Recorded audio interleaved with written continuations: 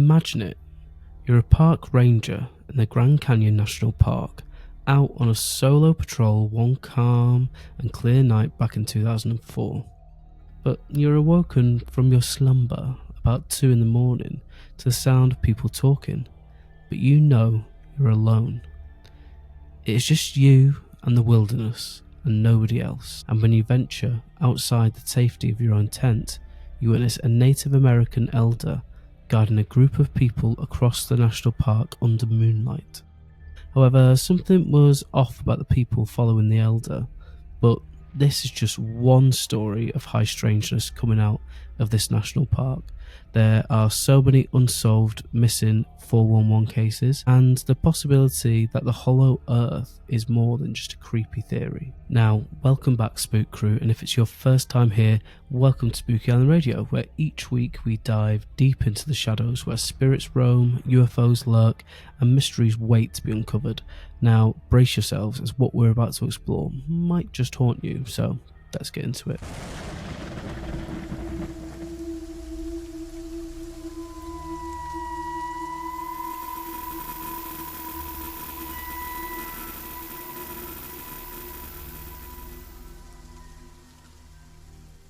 Now, like I alluded to in my intro this week, there are some very strange goings on in a very famous national park. This week we're going to the Grand Canyon and the Grand Canyon National Park. And some, like I said, some strange things occurring in this place. But as usual, let's get into a little bit of the history of the area for those of you who are unfamiliar. The Grand Canyon is a mile-deep gorge. That's huge. That's what she said. I have it's just the comprehension of how big this place is. Gorge in northern Arizona. Scientists estimate the canyon may have formed 5 to 6 million years ago when the Colorado River began to cut a channel through the layers of rock. Now, humans have inhabited the area or in and around the Grand Canyon since the last ice age. The first Europeans to reach Grand Canyon were Spanish explorers in the 1540s. Benjamin Harrison first protected the Grand Canyon in 1893 as a forest reserve, and it became an official United States national park in 1919. The Grand Canyon is located in northern Arizona, and it is northwest of the city of Flagstaff. The canyon measures over 270 miles long, up to 18 miles wide, and a mile deep, which is insane. A mile deep. It's just like crazy. And this makes it one of the biggest rock formations in the world. Archaeologists have discovered ruins and artifacts from inhabitants dating back nearly 12,000 years. A bit more on that later in the episode. Prehistoric humans first settled in and around the canyon, like I said, during the last ice age, when mammoths, giant sloths, and other large mammals still roamed North America. You're an embarrassment to nature. Do you know that? Large stone spear points provide evidence of early human occupation, and this is something that comes up time and time again in my research into the area. It's like such a spiritual place, and with Native American tribes still living in the canyon to this day, that is a theme that we'll keep coming back to. The story that I alluded to in the intro, when we get into that a bit later, it's like it's a mystical place. It's like a sacred place. It's ancient, you know, and I think that all adds to the sort of high strangeness of the place itself. Now, like I say, the first account today comes from a park ranger back in June of 2004. She was out camping one night in a small one-person tent whilst on a patrol. She woke up from a light sleep around 2 a.m. to the sound of people talking. Obviously, she thought it was strange, but it was not impossible for people to be walking around and hiking through the night. She was a little spooked, but decided to open the tent door, and what she saw still haunts her to this day. She said she saw what looked like 9 or 10 people walking and following a Native American elder who seemed to be sort of guiding them somewhere. A cold chill ran down her spine as she realised that there was something not quite right about the people. They were wearing 1950s clothing. So this was in, 2004, but they're wearing 1950s clothing. And obviously, even if it was in the right time period, this is not the sort of clothes that people wear when they're going out on a hike. And why were they being guided by a Native American? It was so strange that she decided to follow them. There was a full moon and a clear sky that night, so she could track them quite easily through the park. She kept her distance and stopped following them after about 20 minutes. She theorised that they were quite close to a Native American landmark called the Confluence, or as the local tribes call it, Sipapu. That last one. And it's thought that a lot of the local tribes originated from this area many years ago. And it's said to be an area of high electromagnetic activity, which we know from paranormal investigations can be a sign of sort of otherworldly activity. You don't need to remember this, and you sort of need to remember this for the next part of the story. But yeah, just to say that the confluence itself is where the turquoise-coloured water of the little Colorado River flows into the frigid blue-green water of the Colorado River. But yeah, little fun fact for you right there. But back to the story. The ranger turned back to her tent, and it was not until she did some more research in this area that she read up on something called the Grand Canyon mid-air collision. So this was a mid-air collision, like obviously. All 120 people on board both aeroplanes died, making it the first commercial airline incident to exceed 100 fatalities. The airplanes had departed Los Angeles International Airport, apart for Chicago and Kansas City. There's also some sort of anecdotal evidence I found online of people in this area who have seen strange spirit lights. Does this help to support the ranger's sighting? Now, from spirits on the open plains to a strange discovery which could help prove the hollow earth theory.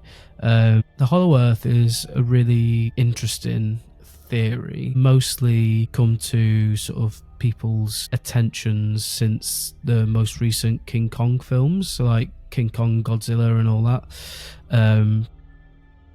The idea is that the earth is hollow, which means you can go from one specific point of the earth and travel almost instantaneously to another part, which could take 10 miles and 10 hours by flight, say, in modern day times, but you'd get there almost instantly. It's sort of a way of traveling. And yeah, in the Godzilla franchise and King Kong franchise, that's where like the big titans and stuff live, and that's how Godzilla can get around the world so fast, by using the hollow earth.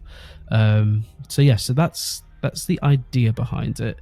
But yeah, the modern form of the theory dates back to the 17th century when Edmund Halley, famous for Halley's Comet, proposed that the earth might be composed of nested concentric spheres with space in between.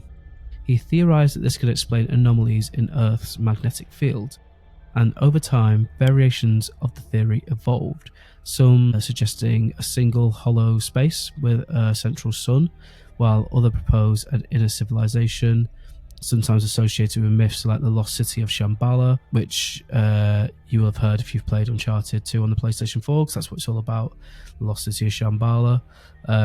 While the theory has been debunked, and I don't believe it, to be honest, I believe the Earth is the Earth. It has a crust, the mantle, the core, all that sort of stuff. That's what it's full of. It remains sort of a fascinating idea in conspiracy theories, science fiction, and sort of pseudoscience circles. You're probably wondering why I'm chewing your ear off right now about the hollow Earth theory. Well, let's go back to the same area in 1909 and the story of a man called G.E. Kincaid, who was a prospector who searched for gold and other materials.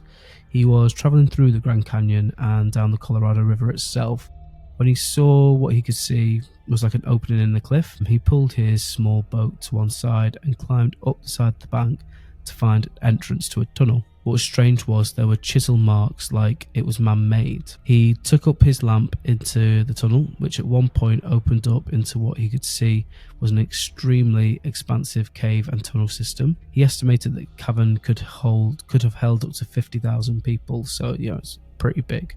It is no secret that all over the Grand Canyon there are cave systems that people can find and easily become lost in, but there are not a lot of reports of man-made tunnels.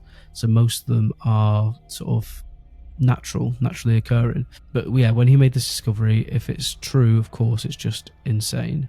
So he ventured further into the tunnels and he found what looked like Egyptian hieroglyphs on the wall, as well as what seemed to be lots of artifacts from ancient Egypt, including gold goblets, sphinx cat statues and other treasures. Now, I know what you're thinking, how could these even get there? It is impossible, right? But a test was actually done after this discovery, where scientists created a boat with materials the ancient Egyptians would have had and sailed across the Atlantic Ocean with a crew. And he did eventually make it, to be fair to him. Impossible, I know, but this could have been how these artifacts came to be in a cavern in the Grand Canyon National Park. It is also good to think that some similarities between the Egyptian language and the Native American tribes' language. For example, the Hopi language word Sohu means star, and the Egyptian word Sahu, just one letter difference, means the stars of Orion. But it's strange how the languages of the locals were similar to ancient Egyptian language. Did the Egyptians make their way across to the New World before it was the New World? They store some of their treasures in a cavern within the walls of the Grand Canyon. It's strange, it's good to think about, but one final twist in the tale is that artifacts were apparently taken from the tunnel system and sent to a secure location in Washington, D.C. But if you try to inquire about these relics of the US government, they will deny their existence. So, what do you think? Is the Hollow Earth real? Or is it all just voyagers travelling from Egypt to the Americas with some treasures from home? And why would the government take it to store them and then you can never see them again? Strange. Curious. Very curious. But yeah, let me know your theories. Do you think Hollow Earth is real? Let me know in the comments below. Now, riding the Hollow Earth theory wave and linking it with the missing 411 cases in the national park is what we're going to do next. So for those of you that don't know, and I'll link my other missing 411 video above, or whatever YouTubers do, so you can go back and watch my other one on Project Stargate and Alaska. The missing 411 is a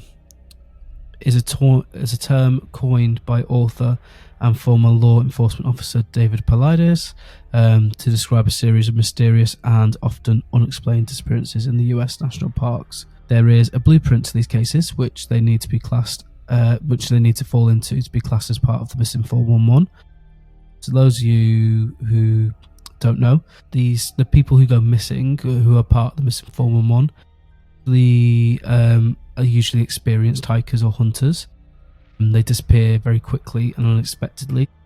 Sometimes even within sight of friends and family, they'll just turn around and they'll be gone. Victims are sometimes found in locations previously searched extensively, or they reappear in strange or inaccessible areas.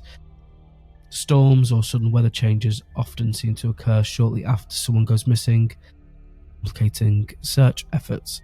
But yeah, go listen to my podcast. I've got loads of episodes about missing 411, including one on this, or my other YouTube video. But yeah, another couple of really quick ones is missing children have been reportedly travelled long distances from where they went missing over rough terrain in short periods. They usually go missing close to bodies of water, and also sniffer dogs usually can't pick up the scent.